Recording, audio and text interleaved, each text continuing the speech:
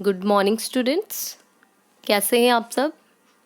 आशा है कि आप सभी स्वस्थ होंगे और मन लगाकर पढ़ रहे होंगे। तो बच्चों, आज का हमारा टॉपिक है प्रत्यय। प्रत्यय हम पिछली कक्षा में पढ़ चुके हैं। एक बार पिछली कक्षा में पढ़ी हुई बातों को दोहरा लेते हैं और उसके बाद में आज की कक्षा शुरू करते हैं। तो अब तक हमने जाना प्रत्यय में कि प्रत्यय वे शब्द होते हैं जो अपने मूल शब्द के साथ अंत में जुड़ते हैं और उस शब्द में परिवर्तन ला देते हैं। उदाहरण के लिए आपका शब्द है मीठा प्लस आस, यानी कि मिठास।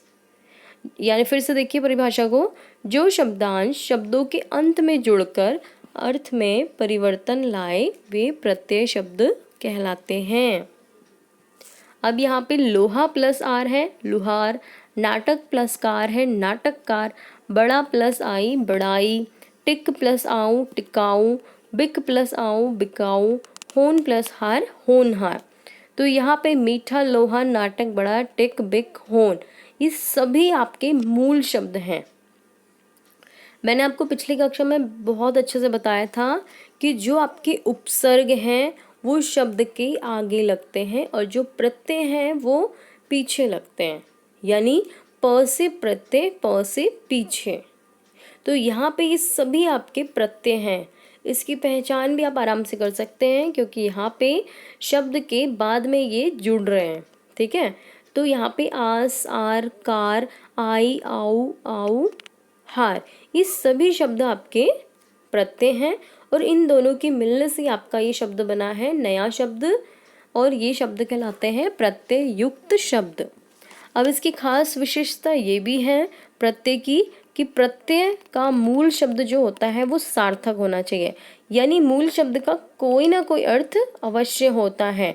यहाँ पे जो आपके प्रत्यय हैं उनका कोई अर्थ नहीं होता, इनके साथ जुड़ने पे ही इनका शब्द तैयार होता है और मूल शब्द सार्थक होते हैं। उसी प्रकार जो आपके प्रत्यय और मूल शब्द के मिलने से जो नए शब्द बने हैं वे भी सार्थक होते हैं, यानी कि इनका भी कोई ना कोई अर्थ अवश्य होता है।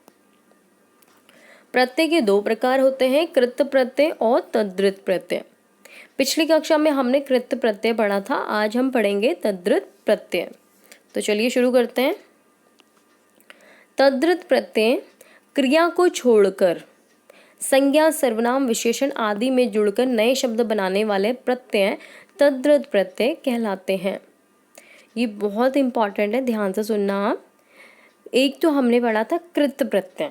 कृत प्रत्यय में आपके हमेशा क्रिया का मूल रूप यानी कि धातु जुड़ता है और क्रिया का जो मूल रूप है धातु उसके साथ आपका प्रत्यय जुड़ता है। जैसे कि लड़ना आपका कोई क्रिया है और उसका धातु रूप होगा लड़, और लड़ के साथ मैं अगर करूँ ई तो आपका शब्द बनेगा, अगर मैं उसके साथ जोड़ दूँ आई तो लड़ प्लस आई यानी कि लड़ाई।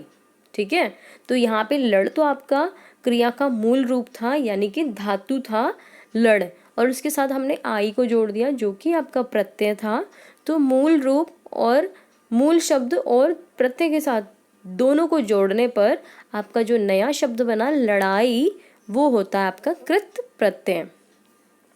तद्धित प्रत्यय में आपका क्रिया या क्रिया का मूल रूप धातु कभी नहीं आएगा, इसमें आएंगे आपके संज्ञा, सर्वनाम, विशेषण। ठीक है, यहाँ पे देखिए मानव प्लस ता मानवता, अपना प्लस पन अपनापन, बुद्ध प्लस उ बुद्धू, लाल प्लस इमा लालिमा, वर प्लस इष्ट वरिष्ठ, कुल प्लस इन कुलीन, मधु प्लस र मधुर, वत्स प्लस ल वत्सल, माया प्लस वी मायावी, कर्क प्लस श कर्कश। आसान है सब। ये आपकी संज्ञा, ये सर्वनाम या विशेषण हो सकते हैं और ये आपके प्रत्यय हैं और इनके मेल से आपका ये नया शब्द तैयार हुआ है जो कि तद्धित प्रत्यय है। आगे बढ़ते हैं। ढोल प्लस क ढोलक, छाता प्लस री छतरी, कालू प्लस टा कलूटा, दुख प्लस ड़ा दुखड़ा। अगर बच्च होता है यहाँ पे बच्च प्लस ड़ा तो होता आपका बछड़ा।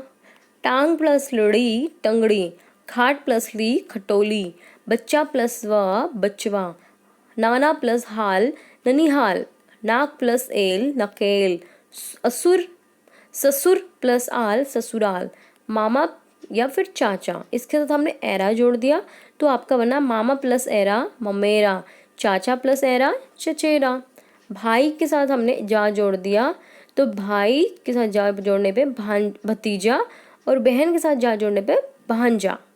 विष प्लस एला विशैला, कठिन प्लस तर कठिनतर, बुद्धि प्लस मान बुद्धिमान।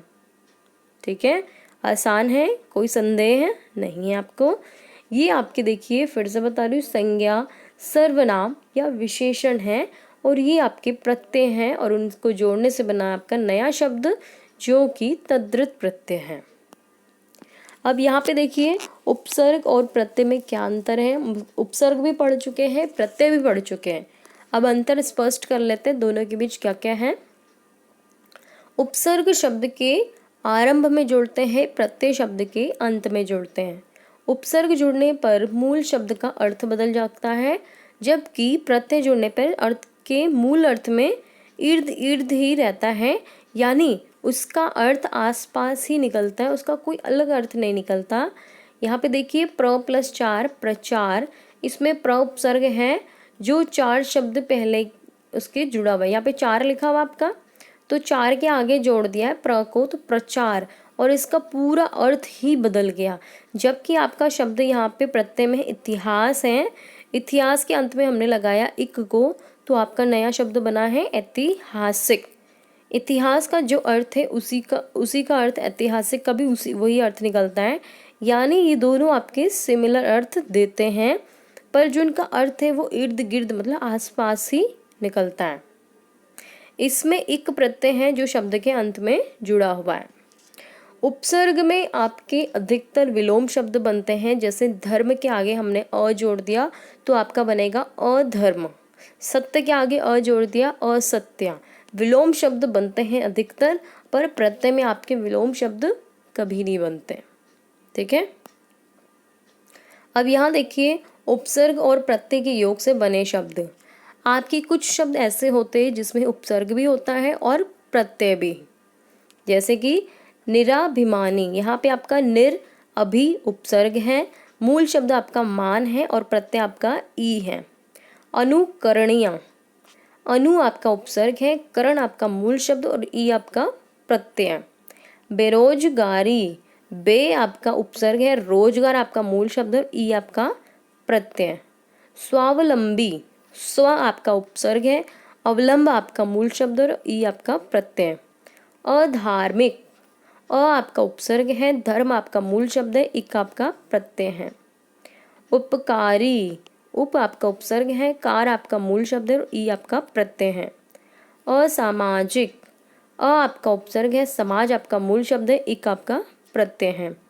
निर्दयी, यहाँ पे निर आपका उपसर्ग है, दया आपका मूल शब्द है, ई आपका प्रत्यय है।